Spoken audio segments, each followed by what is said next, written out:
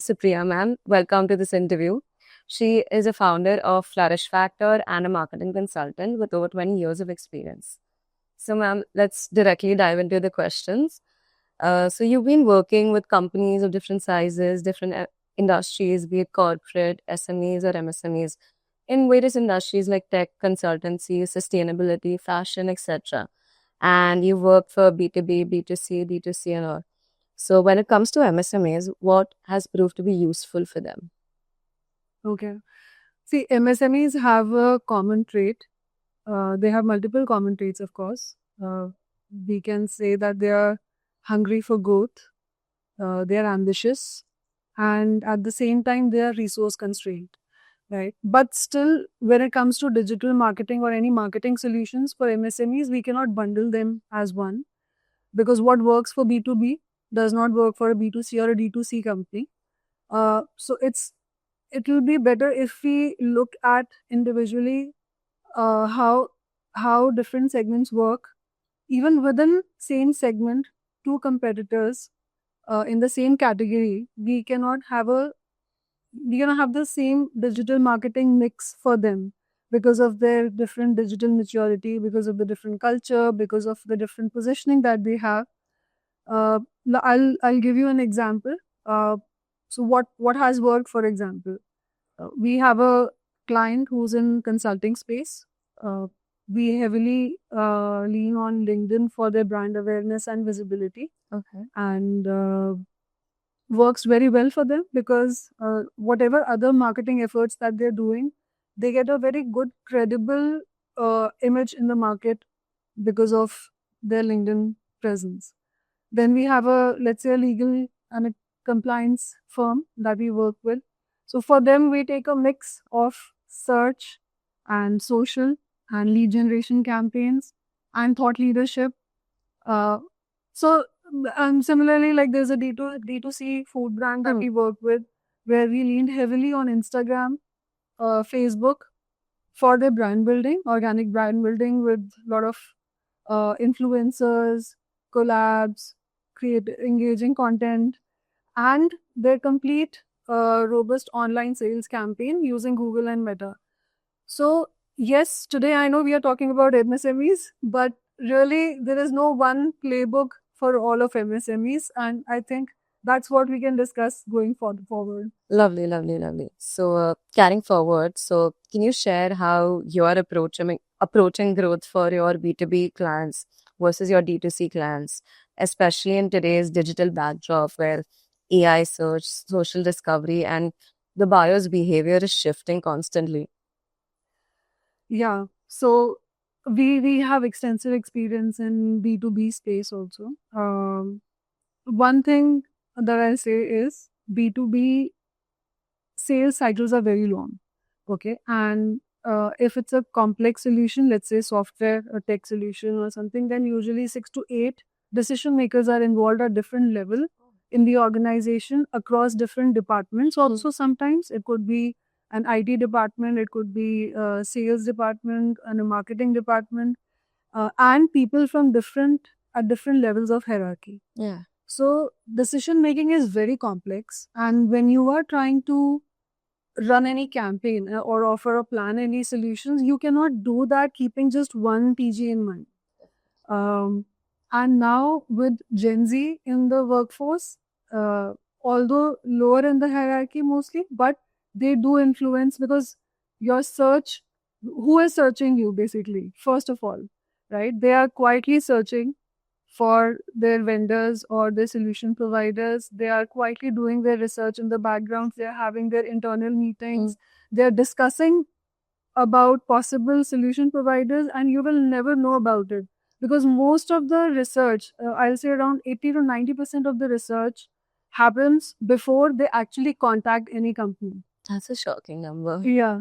So in this with this backdrop, what B2B companies have to do with this kind of long complex decision making is that they need to balance between discoverability, building credibility and trust, and lead generation, right? And as a result, B2B solutions that we offer, for example, usually end up having a good, healthy digital mix of search optimizations, the website optimization, because when somebody reaches your website either from search or from social or any other channel, it could be emails, is your website ready to give that kind of trust and that kind of aid in decision making that yes, okay, shortlist us, yeah, or fill the form, turn into a lead. So is your website optimized for that?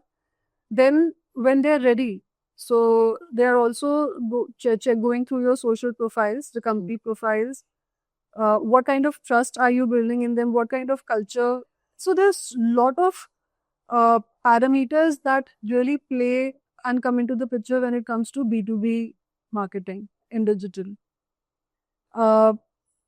We move to D2C or B2C, it's very difficult. We have a shorter sales cycle, more impulsive buying. Think about it. How did you buy your last pair of maybe cream or last pair of shoes or cream or it's very quick. But and people need quick proof also.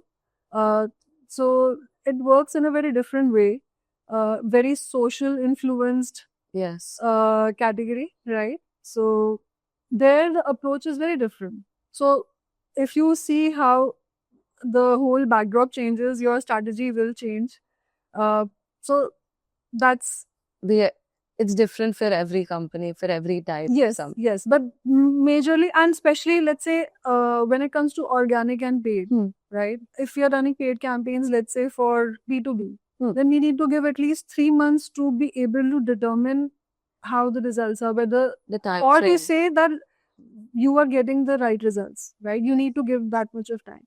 In D2C or B2C campaigns, couple of weeks are enough to at least start seeing something, right? Some movement. You'll understand things are working, not working.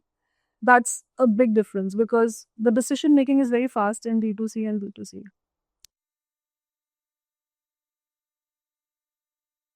So moving forward, so despite all of these differences, there has to be something universal for all of these MSMEs. Yes.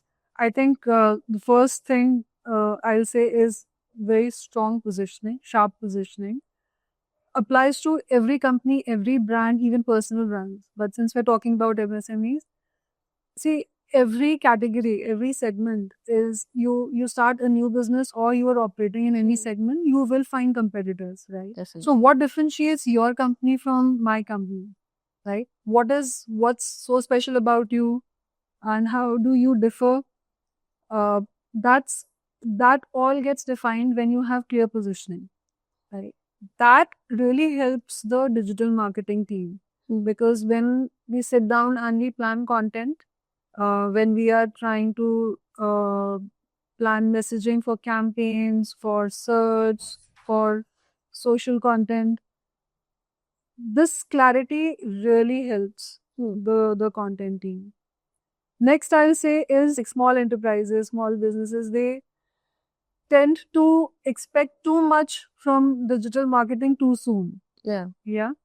Whereas this is an iterative process.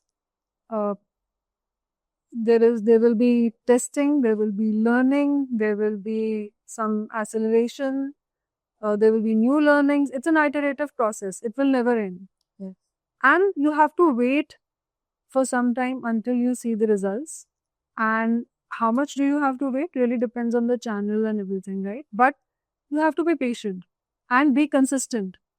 Whatever you're doing, just keep doing and focus on if you decide that we have to focus on these 2 channels or 1 channel, then go all out on it, right? For example, if you have a fashion brand, let's say you have a small scale, uh, you sell, let's say, linen wear, Right. you're a very small setup. If you decide that we have to hit Instagram, then hit it hard. If it requires influencers, then go for it. If it requires collabs, go for it, right?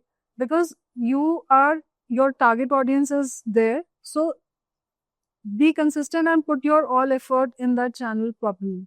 If you try to dab into different channels and spread your budget thin, it will not help. Because then you will not do justice to any channel in the first place, Yes. right? And nothing comes easy. Even in life, you don't get anything easy. So why do we expect that our marketing results, we'll see easy results?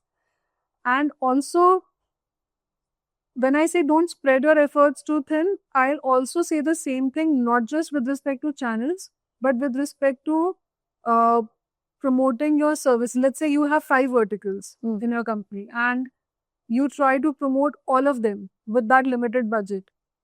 Won't work. What are you doing then? Yeah. Right? You are not focused. You are trying to get a share in everything. At least build some depth in one vertical or selective 2 verticals. Maybe look at low hanging fruit. Then start building your cluster around it. Start including other verticals. It could be verticals, it could be products, it could be services, but I hope you get the gist. Yes. Right? So don't spread your budget thin.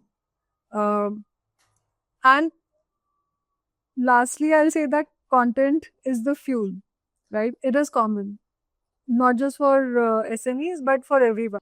What role of founders do you see in MSME's digital marketing?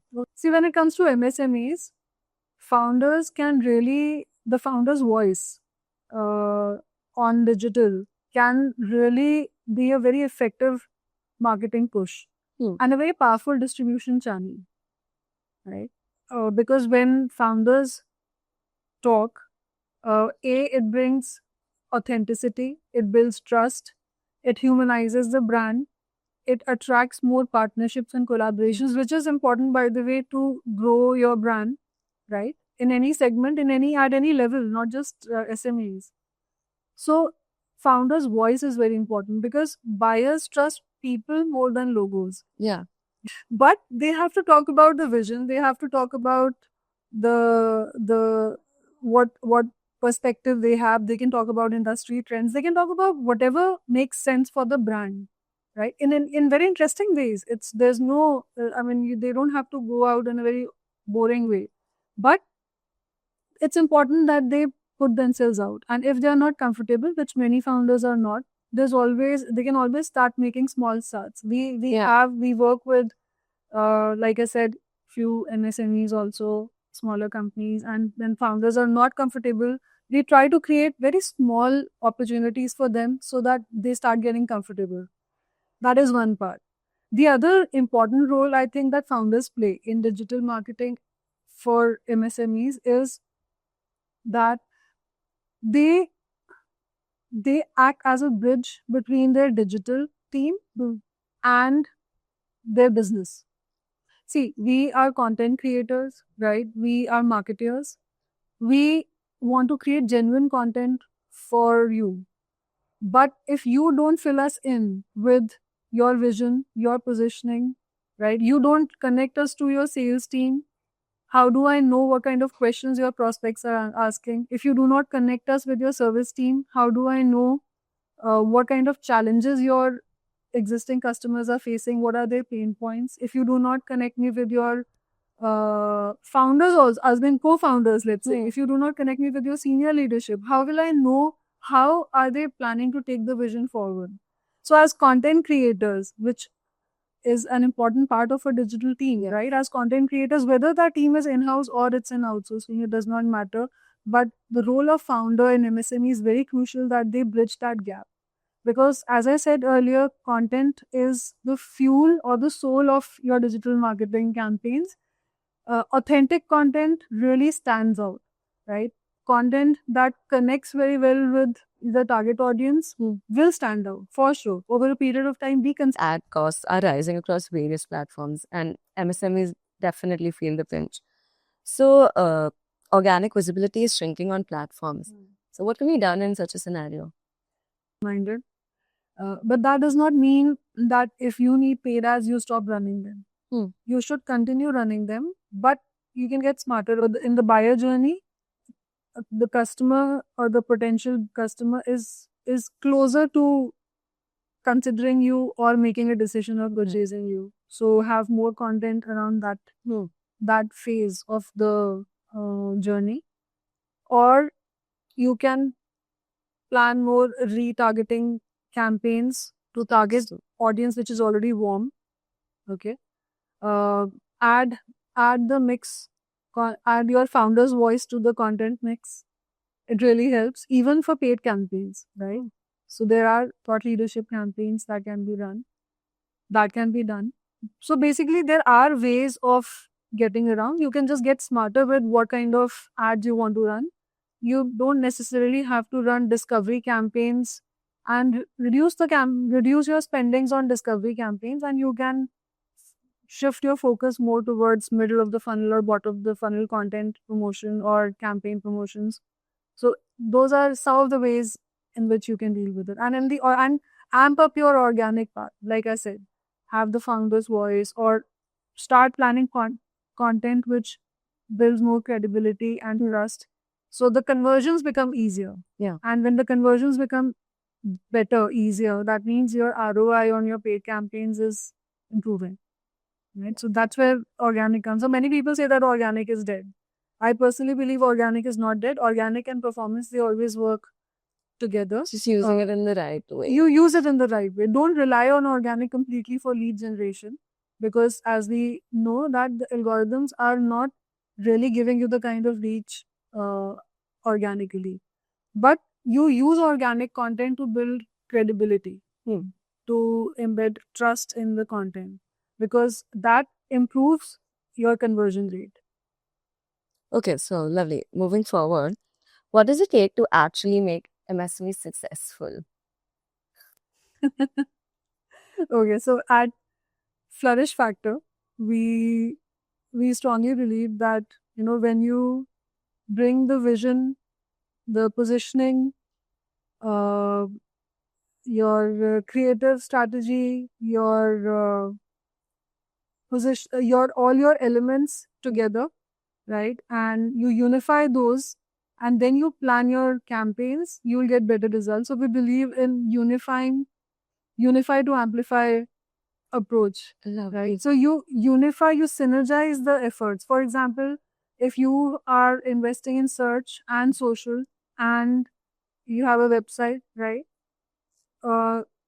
Unify the messaging, bring everything in sync, right? Understand how the like as per the buyer journey, when someone hits your website, where will they navigate, how will they navigate, what messaging you're giving them, plan end to end, considering all the channels you are investing in, right? Have a clarity on that. So when you unify all these elements, and then you run campaigns, whether it's an organic campaign, it's a paid campaign, it does not matter. You will definitely start seeing the impact over a period of time. The results will show, definitely. And the bottom line is that, yes, again, everything links back to what clarity you have. As a digital team, what clarity you have about the positioning of your client. As a founder, what clarity you have that you can give to your digital team, right? And how often. It's not that if I meet you, you're the founder, and meet you and you tell me that this is my positioning, that's not the end of it. There has to be a continuous engagement and dialogue, and that positioning has to be reinstated in your conversations over a period of time so that it starts translating into content. That's lovely. So thank you so much. Thank you. Thanks a lot. Thanks for having me.